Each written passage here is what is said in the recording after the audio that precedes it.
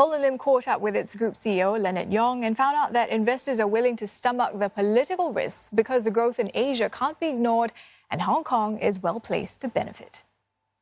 And we see fundamentally very strong inflows of trade, foreign direct investments into the Asia-Pacific region. And trade is always relative. So while the global trade foreign direct investment flows have contracted slightly, the net share to Asia is up. And that is good news for all of us in Asia, including here in Hong Kong. So as we zoom in on Hong Kong, mainland China, Hong Kong SAR and Singapore actually receive almost 2/3, 65% of all the foreign direct investments.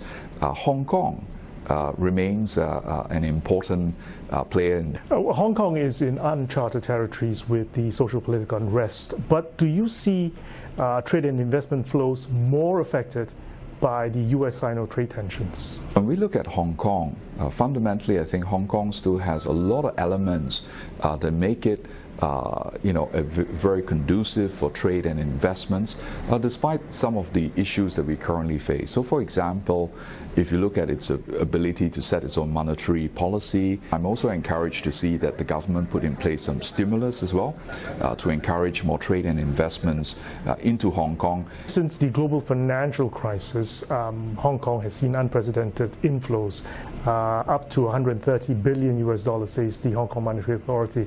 Since the political crisis in June, analysts estimate maybe some $3 billion has left the city. So that's still quite insignificant. But do you see in the longer run, if the turmoil persists, whether more investments will actually take their money out of Hong Kong?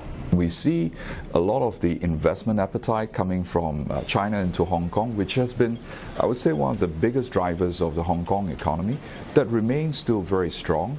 A lot of our clients are still choosing Hong Kong as a jurisdiction to start their business for the greater Asia region. So I think we're encouraged that Hong Kong has a lot of resilience.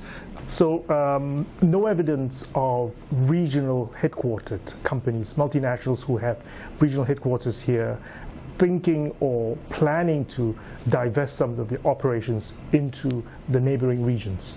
We haven't seen a lot of clients specifically consider in terms of making those changes. What we see is basically that there's always market entry, and those are precipitated by a lot of decisions that they made for trade and investment. So we still see a fair share coming into Hong Kong and also across the Asia region. But most of this were in essence following the consumers, following the markets or the products that they are driving.